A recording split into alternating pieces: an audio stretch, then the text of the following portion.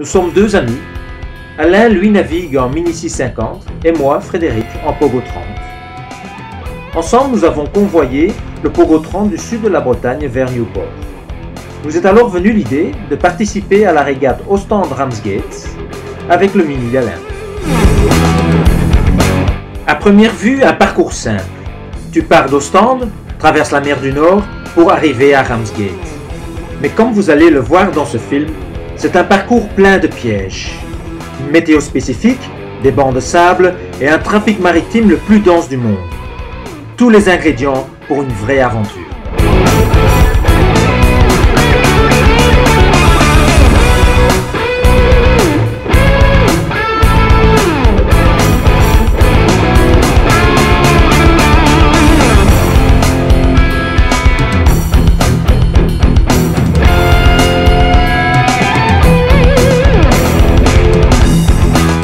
La stratégie est simple.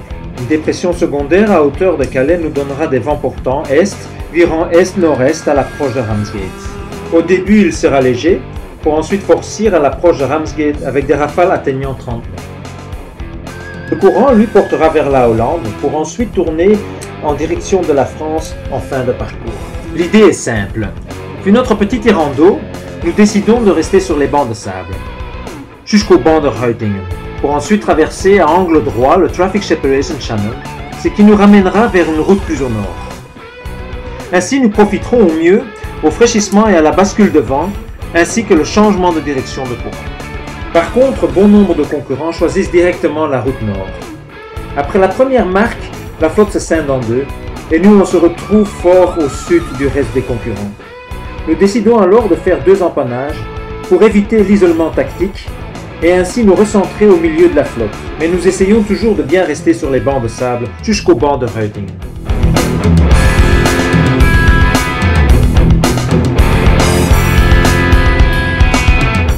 Voici la bête de course, le Mini 584, prêt pour le départ.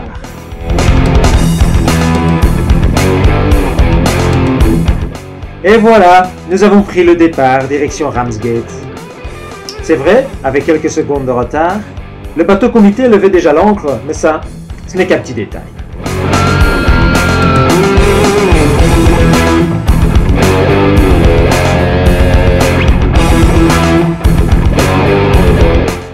Vu notre super départ, je propose à Alain de programmer le parcours et l'arrivée.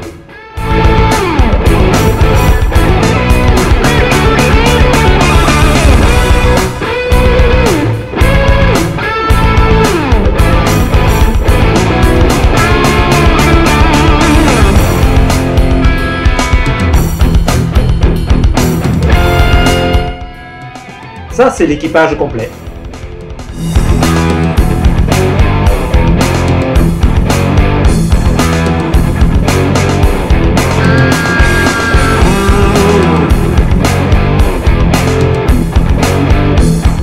C'est génial, n'est-ce pas? Mais je dois quand même être honnête avec vous. Rien n'était préparé, tout s'est fait un petit peu à l'arrache. Nous, on veut traverser la mer du Nord avec le Mini, comme les grands bateaux. Et on veut surtout se payer des super moments de voile, avec du planning à ne plus en finir. Toujours de plus en plus vite, jugez par vous-même. Le log descendait à peine en dessous des 14 nœuds, avec des points dépassant les 16. On se disputait la barre. Pauvre Alain, c'est moi qui détiens le record de 17,4 nœuds. Mais je pense qu'il s'en remettra assez vite. Alain avait d'autres choses en tête. En essayant par 15 nœuds de vitesse de rincer son seau, le bout a éclaté. Il venait juste de perdre son seau. Et perdre son seau en Mini, ça veut dire tu perds tes toilettes. Nous avons rapidement dû trouver une solution au problème. Coup de chance, nous avions des bouteilles d'eau à bord. Mais en Mini, tout est petit.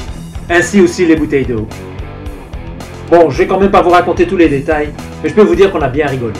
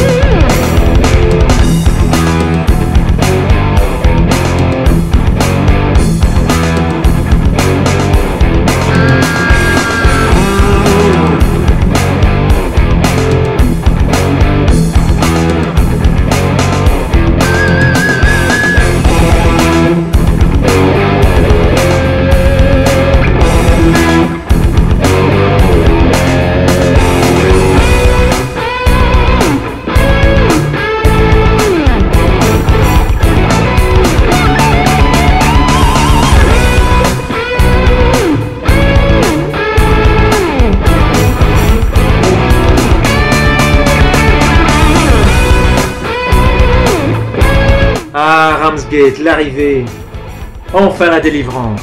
Du moins c'est ce qu'on pensait. On arrive à fond la caisse, dans un port qu'on connaissait totalement pas, qui n'était pas plus grand qu'un mouchoir de poche. On était complètement surtoilé. Un bateau venait juste d'envoyer un pan-pan parce qu'il était coincé sur le banc de sable et bloquait en fait l'entrée du port de plaisance.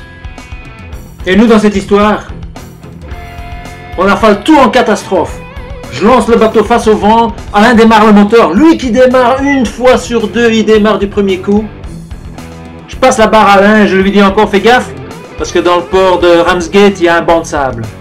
Et il me répond tout simplement, bah, Eric, on est déjà dessus. Me voilà dans les haubans, en train de faire gîter le bateau. Pour finir, on arrive à se dégager, les trois grands malabars attrapent nos amarres et nous mettent dans un box. On y est, on ne bouge plus. Un superbe truc anglais, qui apparemment n'avait aucun problème qu'on arrivait avec nos habits complètement mouillés, dans un salon en acajou, avec des fauteuils en cuir et du tapis partout.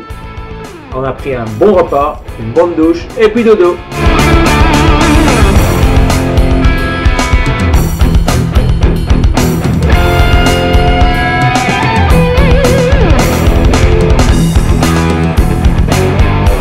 Ne faites pas trop attention à l'ordre. On dirait qu'il y a une bombe qui a explosé, mais c'était pratiquement le cas.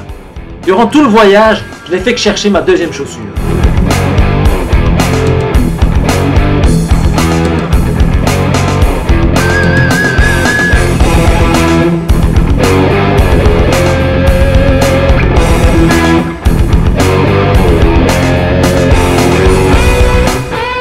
Disons que le réveil n'était pas simple.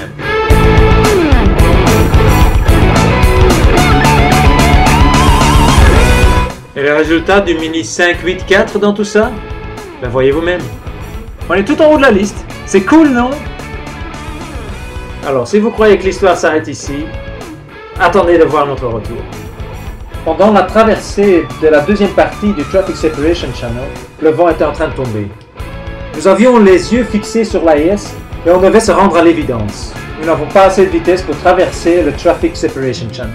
2 fois, nous avons dû rebrousser chemin pour se réfugier sur le banc de Sandiete. Nous décidons alors d'allumer le moteur de rebord pour quitter la zone de séparation. Une fois sur le banc de Ruitingen, on coupe le moteur et on repart à la voile. Malheureusement, le courant nous entraîne de nouveau dans le Traffic Separation Channel. Nous décidons alors de rallumer le moteur et de repartir direction le banc de Ruitingen. Vu l'autonomie limitée du hors-bord, on est obligé de jeter l'ancre sur le banc de Ruitingen. Dunkerque n'était plus une option. On était en sécurité, mais nous n'avions aucune idée combien de temps nous allions devoir rester sur ce banc. On branche le panneau solaire, on coupe les circuits électriques et on fait des quarts de 1 heure. Pendant que l'un dort, l'autre vérifie le maintien de l'ancre et tient un œil sur l'horizon. Nous avons encore suffisamment de nourriture pour tenir 2 jours jusqu'à dimanche. Par miracle, nous pouvions envoyer et recevoir des SMS. Nous avons donc pu rassurer les personnes qui nous attendent à terre.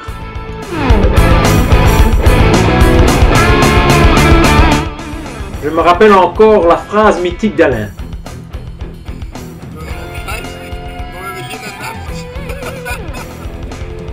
Ce qui veut dire, on a la réception GSM, mais on n'a pas d'essence. C'est vrai que tous deux, nous aurons bien souhaité l'inverse.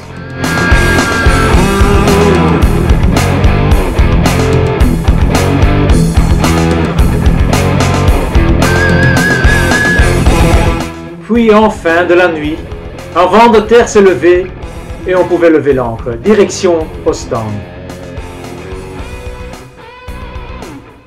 1, 2, 3 flashs, 6, 7, 8, 9, 10 secondes, c'est le phare d'Ostende, ce qui signifie la fin de notre superbe aventure.